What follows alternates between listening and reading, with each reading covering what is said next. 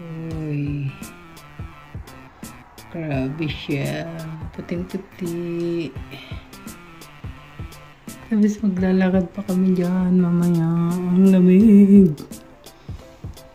Yo. Puting-puti ang daanan. Tatag mo, no? Ang tatag, maglalakad.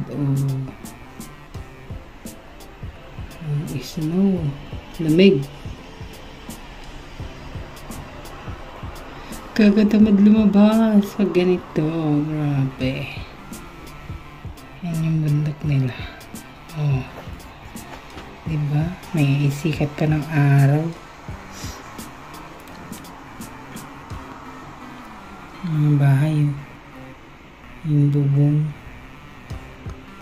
Grabe siya. Full of snow. Apaka-yellow ng paligid. Pero yung tubig, yan o, yung ilog, hindi pa naman siya tumigas. Hindi pa siya tumigas. Yan, maagos pa rin naman.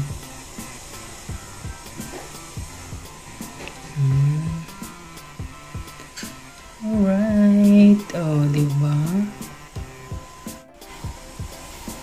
Hindi ka na mapapasa na all. Talagang legit na snow. Naglilinis dito sa apartment ni Sadyang Nim. Nagulat pa ako kanina. Nakausap niya kami ng Korean. Hindi namin alam sumagot. Yun yung asayo lang yung nasabi namin. Tapos may tinatanong siya. Hindi namin alam. Yung anong sasagot namin. Yung pala maglilinis siya ng bahay. Wala si Sadyang Nim dito.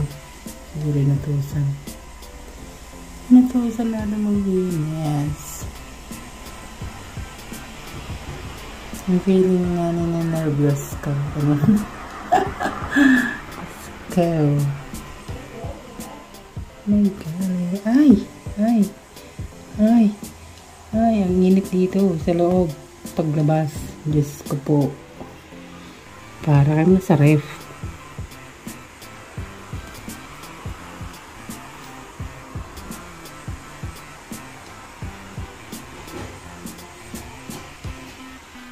Ito naman yung view sa may kwarto nila Ate at Eliza. Tignan nyo naman, guys. Kung gaano kakapal ang yellow. Sayang hindi ko na video kanina yung ng snow. Lakas kanina eh. Hindi ko na video, sayang. Ganda oh.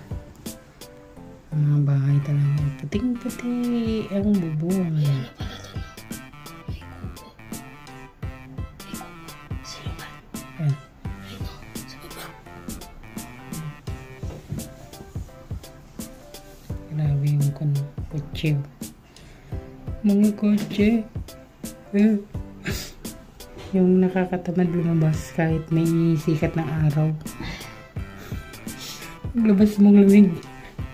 Sa sapatos na tayo. Madulas ka ba? Parang madulas nga. Dapat yung sapatos natin Boots. Yung gumay. Yung na lang gamitin ko. Yung ginamit ko kagabi. Sinalas yun eh. Bubuksan mo yun?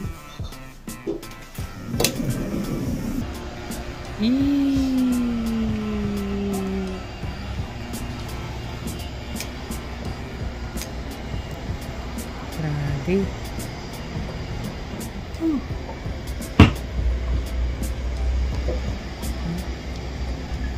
Mga bubong ng sasakyan.